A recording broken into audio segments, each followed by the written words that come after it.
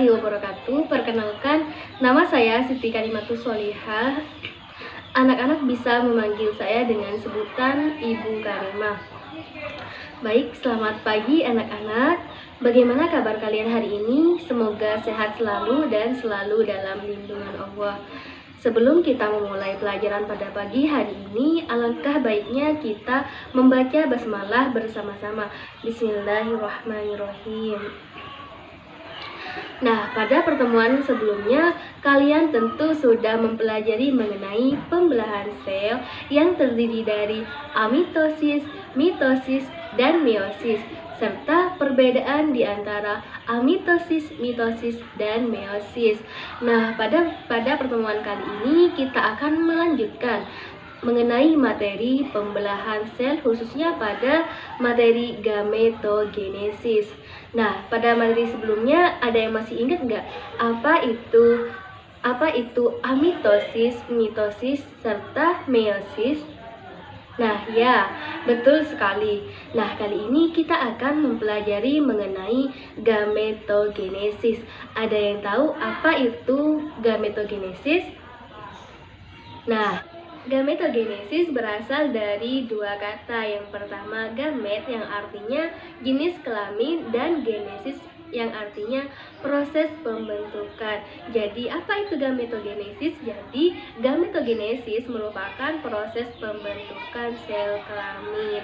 Nah, pada pertemuan kali ini kita akan membahas mengenai gametogenesis khususnya pada manusia, hewan, serta tumbuhan tingkat tinggi. Adapun kompetensi dasar pada pertemuan kali ini yaitu menganalisis proses pembelahan sel sebagai dasar penurunan sifat dari induk kepada keturunannya, serta menyajikan hasil pengamatan pembelahan sel pada sel hewan maupun sel tumbuhan. Adapun tujuan pembelajaran kita pada pagi hari ini, Ibu harap kalian dapat memahami gametogenesis pada manusia dan hewan, baik spermatogenesis dan oogenesis, serta gametogenesis pada tumbuhan tingkat tinggi melalui pengamatan gambar. Dan kalian dapat menggambar ilustrasi tahapan gametogenesis, mengurutkan tahapan gametogenesis pada manusia dan hewan, menjelaskan proses gametogenesis pada manusia, hewan, dan tumbuhan tinggi, serta menjelaskan proses pembentukan sperma dan sel telur baik pada hewan maupun manusia, serta menyimpulkan tentang persamaan dan perbedaan antara spermatogenesis dan oogenesis, menganalisis hormon yang berperan dalam spermatogenesis dan oogenesis. Coba kalian perhatikan gambar di samping. Menurut kalian, gambar apakah itu? Nah, ya, gambar tersebut merupakan gambar proses dari gametogenesis. Jadi, apakah itu gametogenesis? Yang pertama kita akan membahas mengenai gametogenesis baik pada hewan maupun manusia. Nah, pada hewan tingkat tinggi dan manusia terjadi proses pembentukan sel gamet pada jaringan organ reproduksinya. Gametogenesis merupakan proses pembentukan sel-sel gamet di dalam tubuh makhluk hidup. Nah, proses pembentukan sel kelamin atau sel gamet baik pada betina maupun pada jantan, pembentukan sel kelamin jantan atau sperma yang terjadi di dalam testis disebut dengan spermatogenesis, sedangkan di dalam ovarium terjadi pembentukan sel kelamin betina atau ovum yang biasa kita sebut dengan oogenesis.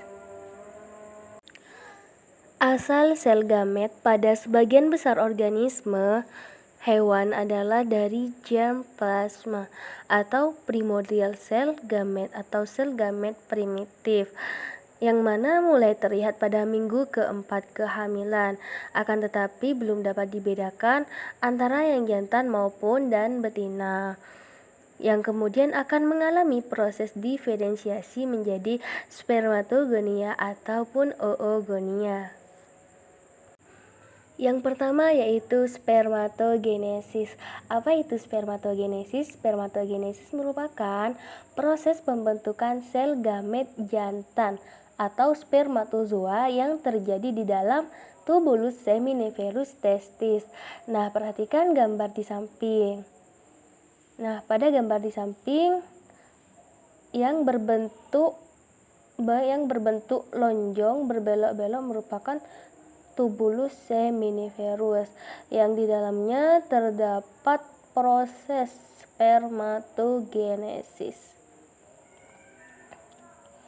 Adapun tahap spermatogenesis yang pertama yaitu mitosis. Pada tahap mitosis terjadi perbanyakan spermatogonium. Nah, pada dinding tubulus seminiferus telah ada calon sperma atau spermatogonia. Jadi di tubulus seminiferus ini sudah ada calon spermanya. Nah, yang berjumlah ribuan. Sel-sel primordial diploid di dalam testis kemudian membelah secara mitosis berkali-kali dan membentuk spermatogonium. Spermatogonium ini tidak langsung bermeiosis membentuk gamet, tetapi melakukan mitosis terlebih dahulu untuk memperbanyak spermatogonium, kemudian membelah secara meiosis. Spermatogonium mengalami perkembangan dan membentuk spermatosit primer. Kemudian dilanjutkan dengan tahap yang kedua yaitu meiosis. Pada tahap meiosis ini ada dua tahapan yaitu meiosis pertama dan meiosis kedua. Pada tahap meiosis terjadi dua tahapan. Yang pertama meiosis pertama, di mana pada meiosis pertama ini spermatosit membelah secara meiosis 1 menghasilkan dua buah sel spermatosit sekunder yang sifatnya haploid.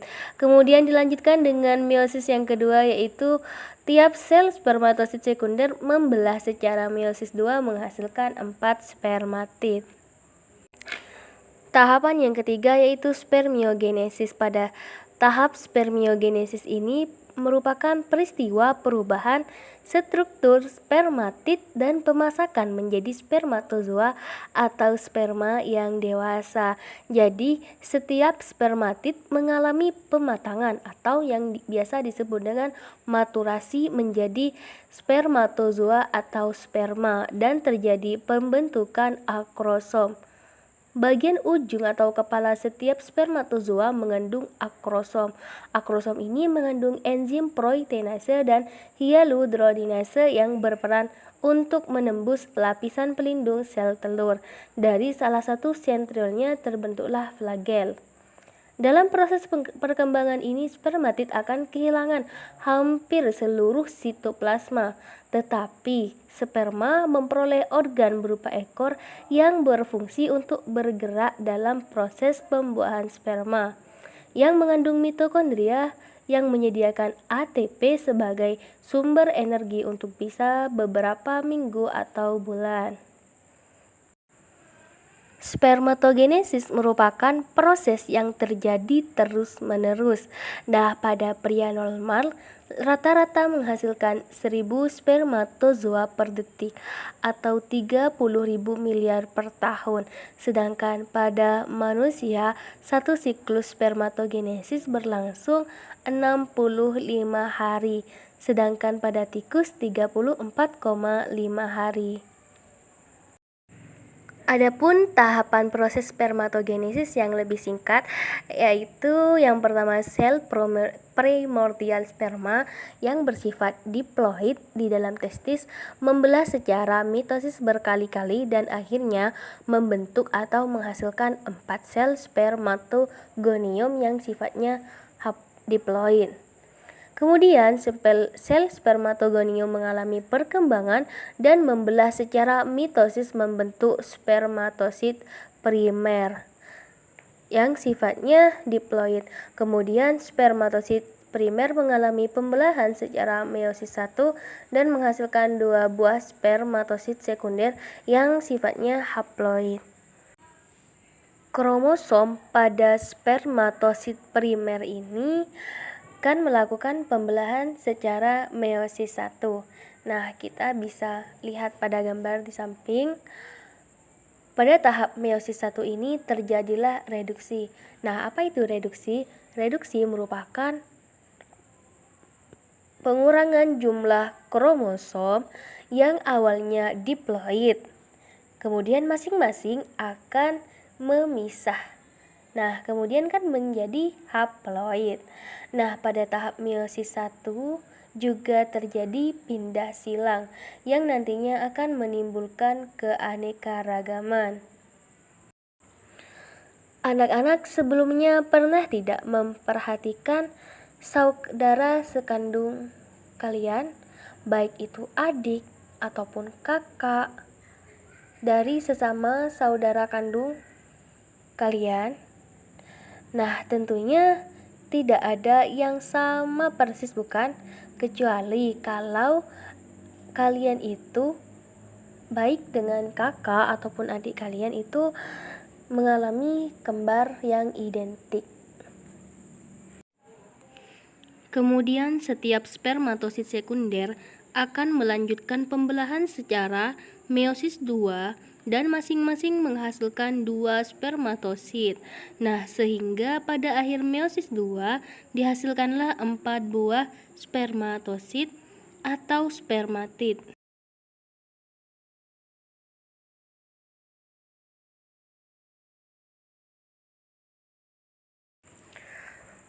Hormon-hormon yang berperan dalam proses spermatogenesis. Nah, proses pembentukan spermatozoa dipengaruhi oleh kerja beberapa hormon, diantaranya yang pertama, kelenjar hipofisis menghasilkan hormon perangsang folikel dan hormon lutein. Yang kedua yaitu LH, merangsang sel Leydig untuk menghasilkan hormon testosteron pada masa pubertas. Androgen atau testosteron memacu tumbuhnya sifat kelamin sekunder. Yang ketiga yaitu hormon FSH yang merangsang sel sertoli untuk menghasilkan ABP yang akan memacu spermatogenesis untuk memulai spermatogenesis. Kemudian yang terakhir yaitu hormon pertumbuhan, secara khusus meningkatkan pembelahan awal pada spermatogenesis. Tahap yang kedua yaitu oogenesis. Apa itu oogenesis? Oogenesis merupakan pembentukan gamet betina, atau oogenesis ini berlangsung di dalam ovarium, organ kelamin betina. Gamet betina atau ovum dibentuk dalam satu paket sel yang disebut folikel yang terdapat pada ovarium. Coba perhatikan gambar di bawah. Nah, bisa dilihat ya. Kemudian gambar di samping. Nah, folikel ini disusun oleh salah satu sel yang dapat bermeiosis disebut oogonium atau sel induk ovum yang mempunyai kromosom yang sifatnya diploid. Oogonium ini dikelilingi oleh satu lapis sel folikel yang akan melindungi dan memberi nutrisi sel telur yang dewasa. Oogonium ini akan bermitosis dan berkembang menjadi sel yang siap bermeiosis. Kemudian yang disebut dengan oosit primer. Kemudian oosit primer ini akan mengalami pembelahan meiosis 1 menjadi oosit sekunder dan badan kutub primer. Jadi oosit primer yang pertama tadi akan mengalami pembelahan meiosis 1, kemudian menghasilkan oosit sekunder dan badan kutub primer. Kemudian pada akhir meiosis 2, dari oosit sekunder dihasilkanlah satu sel oosit dan satu badan kutub sekunder. Sedangkan dari badan kutub primer menghasilkan 2 badan kutub sekunder. Nah, jadi oosit primer ini mengalami pembelahan meiosis dan menghasilkan 1 ootit atau sel telur dan 3 badan kutub. Dalam pembelahan meiosis 1, oosit primer menjadi oosit sekunder. Pembagian sitoplasma tidak sama sehingga menghasilkan satu sel besar yang disebut dengan oosit sekunder dan satu sel kecil yang disebut badan kutub primer. Begitu pula pada saat meiosis 2, oosit sekunder menjadi ootit. Oosit sekunder yang mengandung hampir semua sitoplasma dan kuning telur membelah secara tidak sama membentuk sebuah ootit besar dan sebuah badan kutub sekunder yang berukuran kecil. Pada saat bersamaan, badan kutub primer ini akan mengalami pembelahan menjadi dua kutub sekunder. Selanjutnya, ootit akan mengalami pertumbuhan dan perkembangan menjadi sel telur yang masak. Sedangkan tiga badan kutub sekunder akan hancur. Telur merupakan sel paling besar karena telur merupakan sumber persediaan makanan, ribosom, RNA, dan komponen sitoplasma lainnya untuk membantu perkembangan embrio. Tahap oogenesis pada manusia dibagi menjadi tahap prenatal dan postnatal. Pada tahap prenatal ini, pematangan sel benih gamet dimulai sejak janin atau kehamilan bulan ketiga. Sel benih gamet atau primordial germ cell berkembang menjadi oogonia.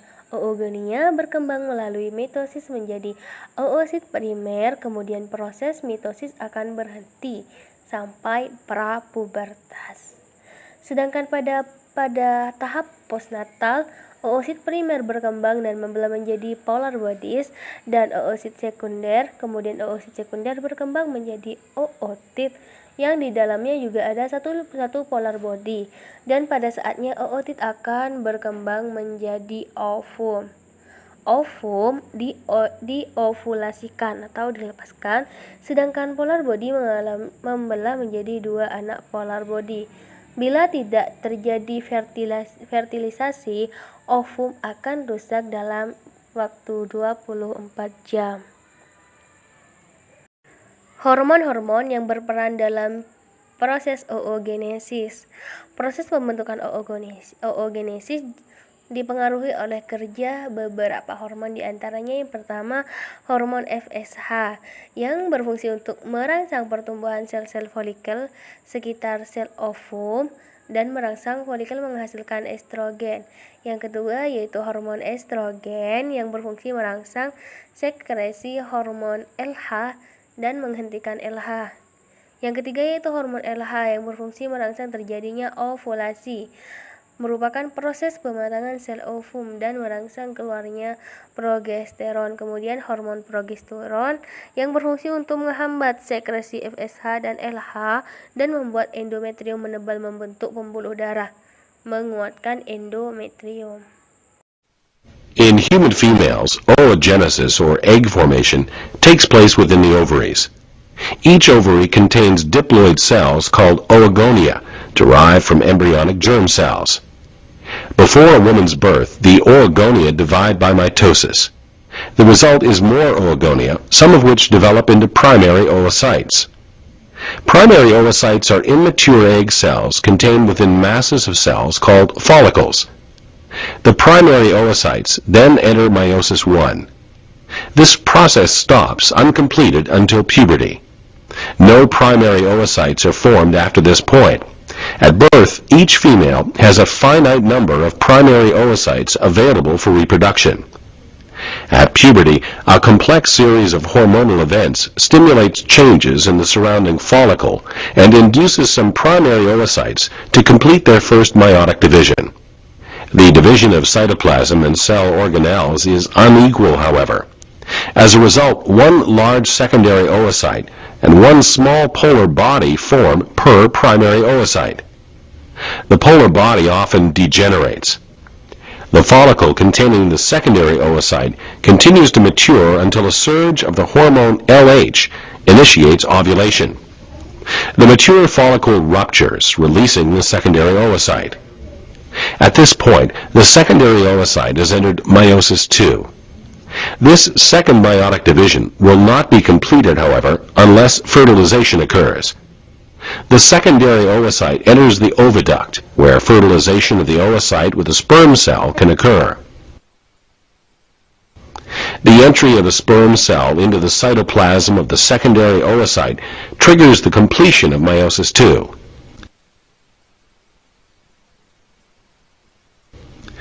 The cytoplasm divides unequally, generating a mature ovum and a second polar body. The fusion of the haploid sperm cell and the haploid egg cell has produced a diploid zygote.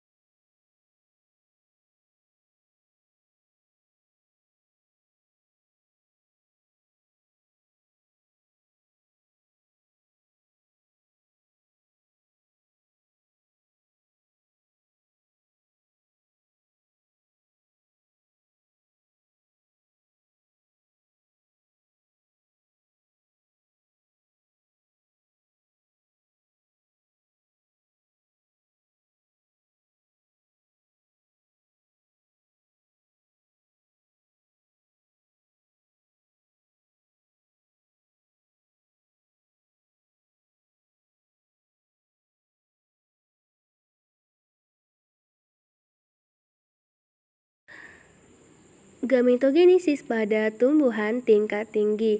Jadi, gametogenesis ini tidak hanya terjadi pada hewan ataupun manusia, akan tetapi juga terjadi pada tumbuhan yang bersifat tumbuhan tingkat tinggi. Nah, gametogenesis pada tumbuhan tingkat tinggi ini dibagi menjadi dua, yaitu mikrosporogenesis dan megasporogenesis. Yang pertama yaitu mikrosporogenesis. Apa itu mikrosporogenesis? Jadi mikrosporogenesis ini merupakan proses pembentukan gamet jantan terjadi di dalam kepala sari. Nah, di dalam kepala sari ini terdapat kantung serbuk sari yang di dalamnya ada berbagai sel-sel induk serbuk sari atau mikrospora yang sifatnya diploid yang mengandung sperma. Adapun tahapan pembentukan mikrosporogenesis yaitu yang pertama sel induk mikrospora melakukan pembelahan meiosis 1 dan menghasilkan sepasang sel yang sifatnya haploid. Kemudian sepasang sel haploid ini akan mengalami pembelahan meiosis 2 menghasilkan 4 mikrospora haploid yang berkelompok menjadi 1 atau tetrad. Kemudian setiap mikrospora mengalami pembelahan karyokinesis sehingga menghasilkan 2 inti haploid, yaitu inti vegetatif atau inti saluran serbuk sari dan inti generatif. Yang terakhir, inti generatif mengalami pembelahan secara mitosis sehingga membentuk 2 inti sperma yang dikenal dengan inti generatif 1 dan inti generatif 2. Yang kedua yaitu megasporogenesis. Apa itu megasporogenesis? Yaitu merupakan pembentukan gamet betina pada tumbuhan tingkat tinggi. Nah, berlangsungnya di mana? Nah, tempat berlangsungnya di dalam ovarium atau bakal buah. Di dalam ovarium ini terdapat bakal biji atau ovulum yang mengandung sel induk megaspora. Adapun tahapan megasporogenesis pada tumbuhan berbiji meliputi yang pertama, sebuah sel induk megaspora dengan inti diploid di ovarium mengalami pembelahan meiosis 1 dan menghasilkan 2 sel haploid. Kemudian kedua sel haploid tersebut akan mengalami pembelahan meiosis 2 sehingga menghasilkan 4 megaspora haploid. Nah, 3 anakan diantaranya mengalami degenerasi atau mati. Megaspora yang masih hidup mengalami 3 kali mitosis diikuti karyokinesis tanpa sitokinesis dan dihasilkan sel besar atau kandung lembaga muda dan 8 inti haploid. Nah, 8 inti anakan tersebut adalah 2 kandung lembaga sekunder, 3 antipoda, 2 sel sinergis dan 1 ovum. Jadi kesimpulannya gametogenesis ini tidak hanya terjadi pada manusia saja, tetapi baik terjadi juga pada hewan ataupun tumbuhan. Sekian materi pada hari ini, semoga bermanfaat. Assalamualaikum warahmatullahi wabarakatuh.